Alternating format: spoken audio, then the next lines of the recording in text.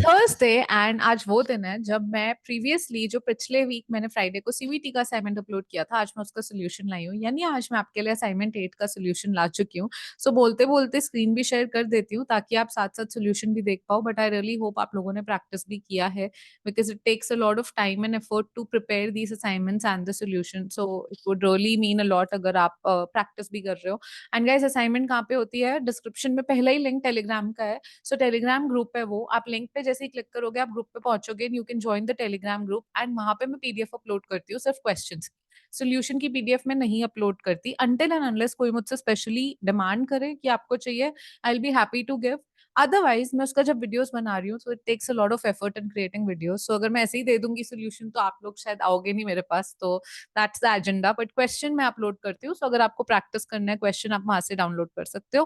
First question देख लेते हैं। Which of the following is an example of an intermediate good? Intermediate good वो होता है जो फर्दर यूज होता है फाइनल गुड की प्रोडक्शन में। Copper purchase for making utensil, steel and cement use to construct a flyover, fertiliser purchase by a farmer. So क्या चीज है जो बेसिकली आपका इंटरमीडिएट गुड कहलाएगा? इंटरमीडिएट गुड यानी जो अपनी शेप, अपना जो वजूद है वो खो देगा फाइनल गुड बनने के लिए।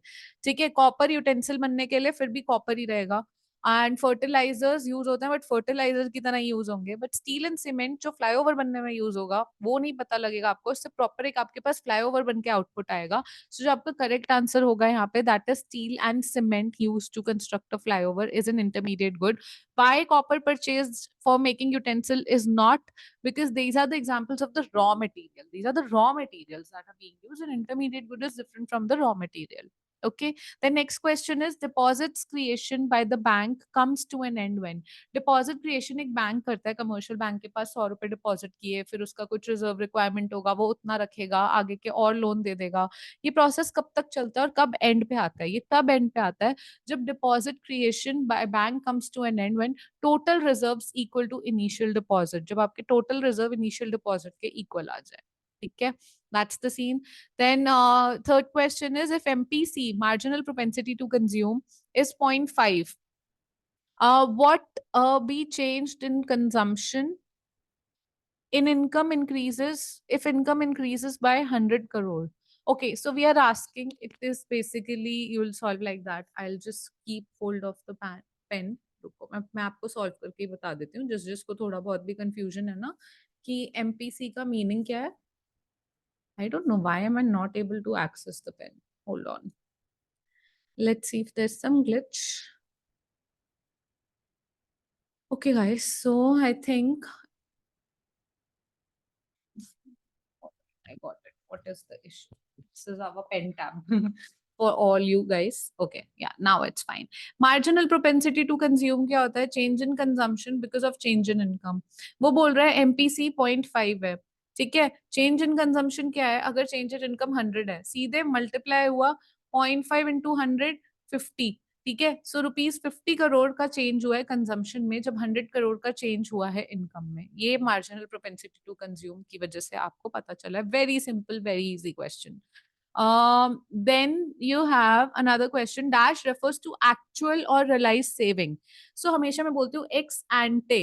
Ante मतलब anticipated, कि मैं नेक्स्ट ईयर क्या होने वाला है वो एंटिसिपेट कर रही हूँ, वो प्लान कर रही हूँ. मुझे अभी पता नहीं है अगले साल क्या होगा, मैं आपको बस एक एस्टिमेट दे सकती हूँ, तो वो एंटिसिपेट कर रही हूँ, इसलिए उसको एक्स एंटे कहते हैं. पर जब कुछ हो चुका है कि पिछले साल क्या हुआ है, अब मुझे एक्चुअल नंबर बताने हैं, यानी एक्चुअल सेविंग कितनी हुई थी, मैंने जो एंटिसिपेट की थी वो नहीं, एक्चुअल कितनी थी, वो पता चलती है by ex post saving. So we call it ex post saving. Okay. APS is average propensity to save. MPS is marginal propensity to save. Then next question is कि which of the following is a capital receipt in a government budget? Government budget में capital receipt क्या है?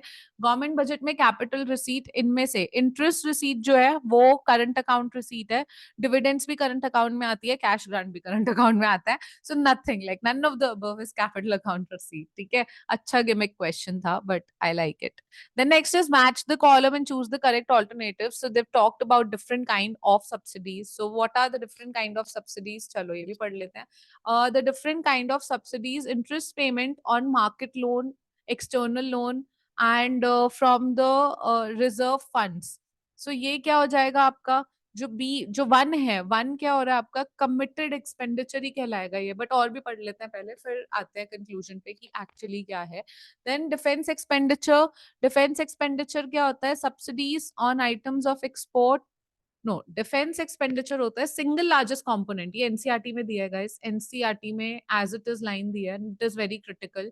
सो ये single largest component है defence expenditure, and I always say defence expenditure कोई machine equipment में नहीं जा रहा है, वो लोगों की सैलरी पे करने में जा रहा है, क्योंकि हमारी पॉपुलेशन इतनी है। So that's another debatable contest, लेकिन फिर भी मतलब द पॉइंट इज कि ये सिंगल लार्जेस्ट कंपोनेंट है। इम्प्लिसिट सब्सिडीज, इम्प्लिसिट सब्सिडीज क्या है एवरीबडी, इम्प्लिसिट सब्सिडीज आपका है subsidies on item of export, okay these are implicit. इन एक्सप्लिसिट कौन सा हो गया, एक्सप्लिसिट हो गया अंडर प्राइसिंग, अंडर प्राइसिंग कर दोगे चीजों की तो वो एक एक्सप्लिसिट सब्सिडी है, सामने से दे रहे हो, ठीक है। So that's the case.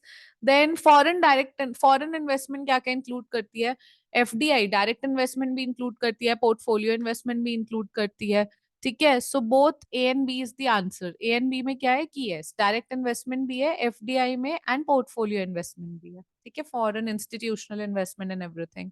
Which of the following is not recorded in capital account of balance of payment? Capital account में क्या included नहीं है? Capital account में आपका अगर आप देखोगे gift remittances grant government aid offshore fund, आपका which of these is not recorded? Basically अब ये देख लेते हैं कि इक्विटी कैपिटल क्या होता है। इक्विटी कैपिटल होता है direct investment in the form of equity, so of course आपको पता है कि ये इंक्लूडेड होगा, ठीक है। गवर्नमेंट एड इंक्लूडेड होगा, ऑफशोर फंड इंक्लूडेड होंगे, क्या इंक्लूड नहीं होता, गिफ्ट एंड रेमिटेंसेस, क्यों, क्योंकि ये करंट अकाउंट में इंक्लूडेड होता है, ठीक है। So I hope with that we are clear on the thoughts, and then we have ninth question, the second last question. 11th 5 year plan कब से कब तक था, 11th 5 ईयर प्लान 2007 से 2012 तक, ठीक है। 2000 देन उसके बाद आपका 2012 से नेक्स्ट शुरू होना था, और 2015 में प्लानिंग कमीशन को ही हटा दिया गया था बीजेपी गवर्नमेंट के थ्रू, एंड नीति आयोग से रिप्लेस कर लिया गया था। मैंने अपनी प्रीवियस वीडियो में पूछा भी है क्वेश्चन, तो कमेंट बॉक्स में जिसने भी लिखा होगा, now you have the answer.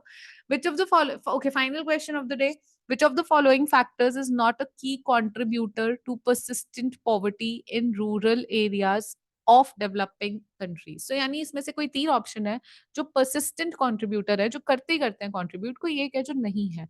कौन सा नहीं है, over population, high population growth rate, ठीक है। So is it presenting your challenges, it contributes in poverty, लेकिन ये पॉवर्टी एलिवेशन का भी कॉन्ट्रीब्यूशन कर सकता है, बट जो बाकी जो लिमिट, जो आपको पैसे नहीं मिल रहे, वो पॉवर्टी करेगा ही करेगा। लैक ऑफ इंफ्रास्ट्रक्चर पॉवर्टी का रोल प्ले करता ही करता है पॉवर्टी में। इनसफिशिएंट एग्रीकल्चरल प्रोडक्टिविटी भी करता है। हालांकि ओवर पॉपुलेशन कभी कभी मतलब अगर बेस्ट ऑप्शन हम चूज करें तो it would be that, because it can save people from poverty as well, okay. So इसी वजह से बस that's the reason, and with that we have come to an end of this video, and I really hope you like this video, and solutions मिल गए, 80 question solve हो चुके हैं guys, and it's a huge deal. Chapters आपके almost cover हो गए होंगे, pre board आने वाले होते हैं, तो कई सारे लोग, कई सारे प्री टेस्ट इन इसमें उसमें you need help. So keep, आपको 1 मार्कर सीबीएसई में भी हेल्प करेंगे क्वेश्चन, तो प्रैक्टिस करते रहो, अच्छा डेटाबेस बनता जा रहा है आप लोगों का, and keep practising, and I always say please communicate if at all you need something else from me, कुछ और चाहिए, कुछ एडिट चाहिए, कुछ भी रिक्वायरमेंट है, कुछ स्कूल में हो रहा है, कुछ और हेल्प चाहिए, you can always let me know, I am here to help you. So with that, this video comes to an end, and keep waiting for the next assignment, which I'll upload tomorrow, which is assignment number 9, second last assignment of season 1. And what is going to happen after season 1, that's a surprise for all of you. एक नई series आ रही है, इसके साथ साथ बहुत कुछ plan है, बहुत कुछ पाइपलाइन में है, so just keep waiting, and hopefully I am here to help you in best possible manner. आपका वो सीबीएसई में 100 मार्क्स और सीयूईटी में इकोनॉमिक्स में 100% लाने के लिए जो बन पड़ेगा, I am here to do that. And with that, I would want to wrap up this video. But thank you so much for showering so much of love on Equipoise classes. I'm truly very grateful to each and every one of you. With that, take care, guys. Keep practicing, and I'll see you tomorrow. Till then, bye bye.